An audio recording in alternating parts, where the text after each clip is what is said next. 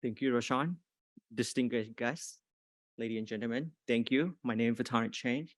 I'm from Cambodia, and it's a privilege today to be here on this panelist to share with you about the greater importance of renewable energy and specifically about marginalized groups and also women entrepreneur.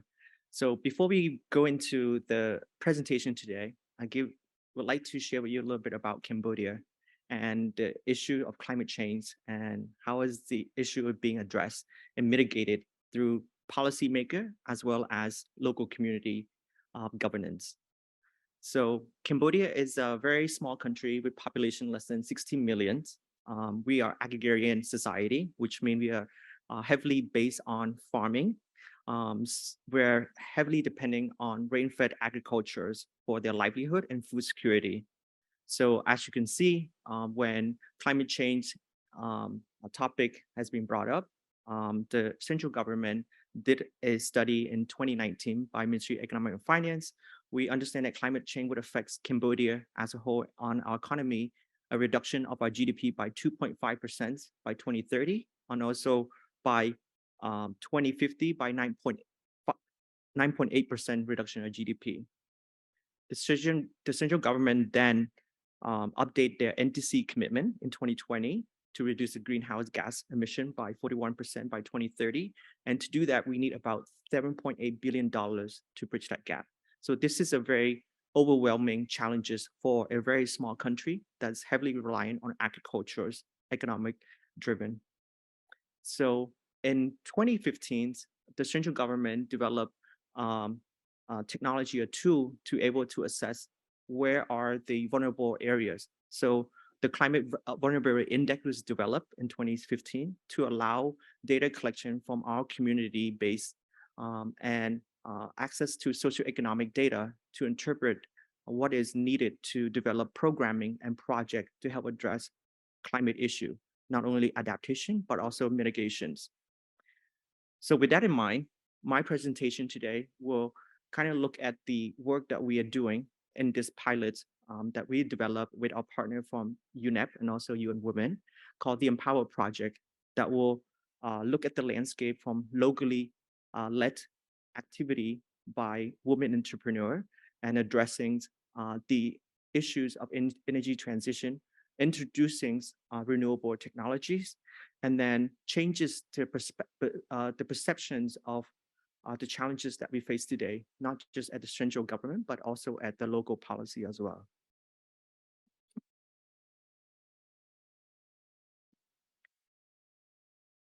So what are the challenges that we are facing when we look at this from a holistic perspective?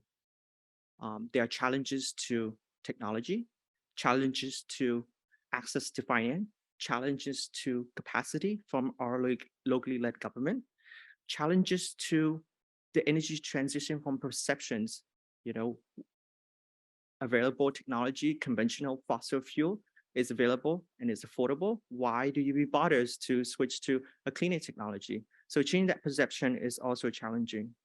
And we know that climate change is a predominant issue across the country, but these is also an issue that is disproportionately affected for women and marginalized group. So the focus of the pilot is really looking at area that are heavily affected by climate, but also area that have prospects in terms of bridging the renewable technology as well.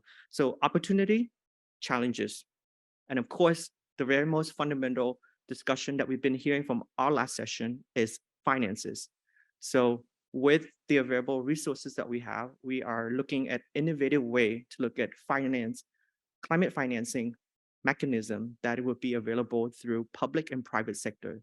So my presentation will focuses on the outcome result driven programming that would enable us to address the challenges that I poses today.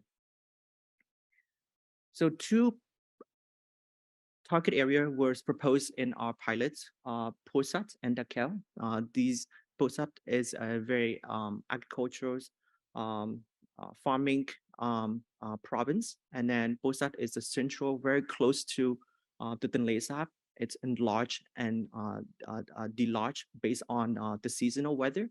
And of course, these two are prone to not only floods and also drought, but also have opportunity for renewable energy because some of the area that we are discussing today are not already available in the grid systems.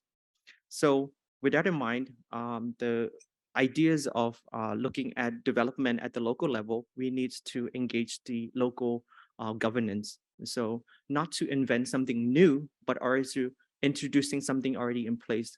In our government structure from central to subnational level, there are 5-year development plan, also 3-year rolling investment plan that are budgeting allocated from the central government for locally based development.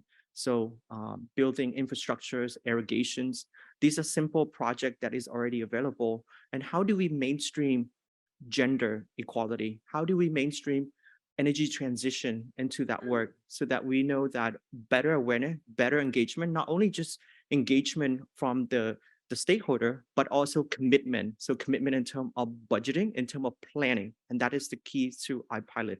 So integrating into their annual investment plan to add in a factors of gender and also adding factors of energy transition, renewable energy is vital in terms of making this more sustainable. Of course, women themselves are the voice for the community. We worked with Ministry of Women Affairs. We understand that women, when they are empowered and their economy are strengthened, they are more likely to reinvest in their community, spending more on children education, spending more on healthcare, and that is what we want to bring the benefits to our community through these pilots.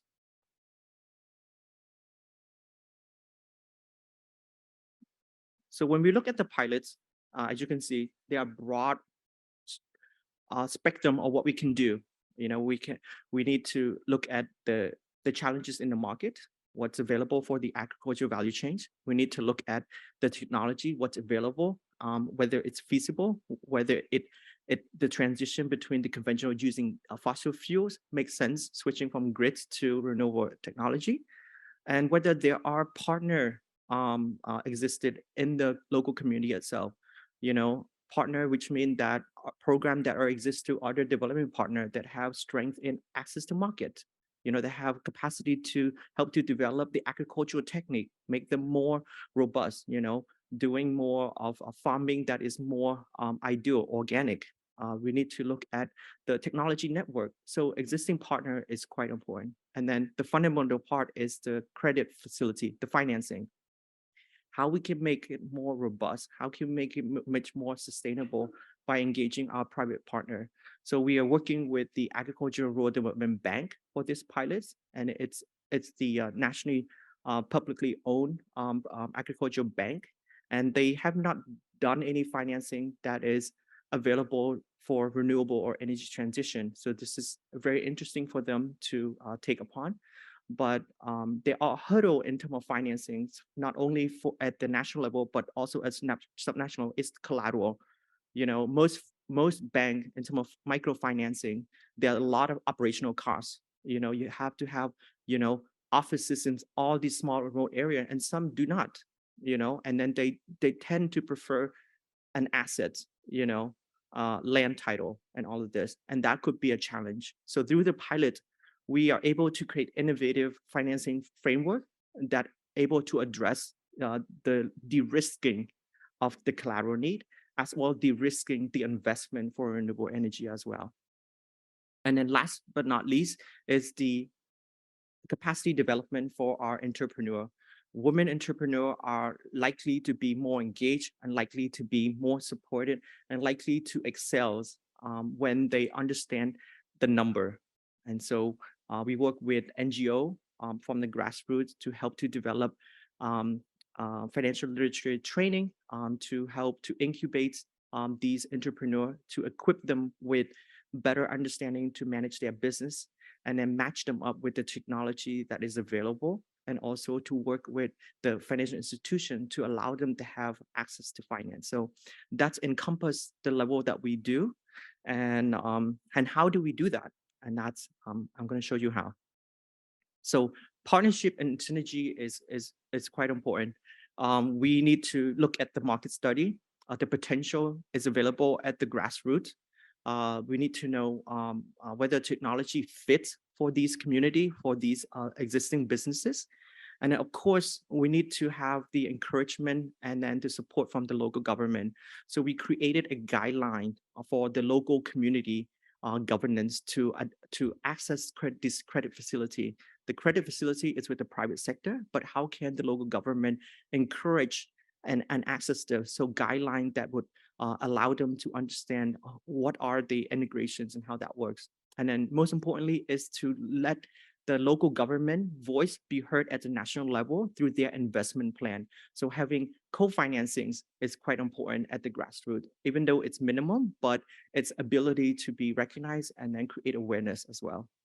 And then most importantly, with the financing sides with the ARDB bank, we create a guarantee facility using a very small deposit, extend the credit facility to 2 times the existing portfolio, and allow these women entrepreneurs to have access to the finances without having the collateral. I think that's quite vital to success for the pilot, and encourages the banks to see that renewable energy is a product that could be possible to lend in the future. And we'll touch that back at the end of the reflections, okay? And of course, technology supplier is quite important. Cambodia is heavily import a lot of our technology. We don't really manufacture any solar or anything like that. So we need to work with local existing suppliers. And of course, there are costs to that. And of course, when we talk about distribution, we need to have agreement in place to allow for consignments for wholesaler. And that allowed to be what we call de-risking the first investment. Women does not need to have 100% of their investment upfront, but just have the consignment in place so they allow the credit facility to be built. So that's quite important as well. And the after sale, most importantly for business to succeed is the service that they need to provide. So after sales is critical to any project implementations. Without that, we don't have the engagement. Renewable technology is still new. If we don't have the battery guarantee, we don't have any engineer to come in to help address these people in very remote area, they're going to lose this credibility. And when they lose credibility, community hurt. When community hurt, then we have a structural issue as well. So that needs to be addressed upfront.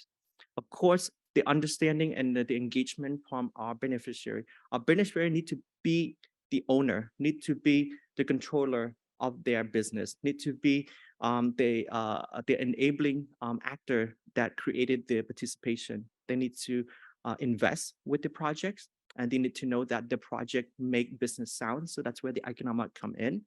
And then they need to understand that there are support from both the central government and local government as well to help them to facilitate this process. So some of the two key highlight I just want to mention here, some of the key takeaway is the financing framework. So we look at different blending financings, looking at equity grant loans, to look at what is economic, have a good or return for the investment for the woman. And we also look at different partner when partner are wanting to support this technology, whether it's technology provider themselves or whether it's a different actor. We want to make sure that this is not a granting project, but also a commitment from the beneficiary itself. And again, the financial literacy training is vital to ensure that the women businesses owner have the capacity and understanding about the number, and then to strengthen them as they are navigating this landscape of borrowing and lending from the bank. So some of the intervention that we look at in these two specific target area, we look actually solar lamp, did not mention on the slide, but these are done through consignments to help to promote the distribution. The solar water pump from small scale to large scale irrigation from community based to small farmers, it was also introduced. Chicken incubation in Takao is a very recognizable product because you need a lot of energy from the heating lamp. You need the incubations house. So these are very energy intensive. So these are very attractive investments when you look at energy transitions investment, and the return is quite attractive. Of course, there are SME facility looking at clean water drinking operations from bottling facility. They rely heavily on grid services. So when they have disruption in the grid, it can really affect their manufacturing line. So helping to integrate and then bring that technology to this community, not only add the economic empowerment to them, but also allow them to have much more energy resilience functions. Also, cold storage. Cold storage was also a pilot that we also done because these two specific areas are very agricultural based. So to match up the access to market, we know that supply chain is also a vital important to ensure that there are contracts are honored. And so cold storage, we equip them with cold storage tanks, also cold storage houses with solar panel to help them to reduce the dependencies on the conventional fossil fuel electricity. Lieutenant, I'm going to have to ask you to wrap up. Okay, all right, thank you. So the reflections. So the key takeaway here is that stronger engagement, having engaged in the integrations of locally led investment plans help to build the voice for the community. Having stronger partners in terms of market, in terms of technologies, in terms of network is important. Women empowerment is enabled through the work that we've done in terms of bridging those gap and then allowing them to have a strong communication with the technology and after sales, and also leveraging the financial institutions. So the final key takeaway from here is that from this pilot, we are now able to establish green financing facility from the bank. We're now talking to microfinancing institution to establish new portfolio exists dedicated to green technology. And we're talking to central government, the National Bank of Cambodia, to create institutional rating on environment and also renewable energy and genders as their key indicator to create competition and also attractiveness to promote the awareness. Thank you so much for the presentation. Thank you.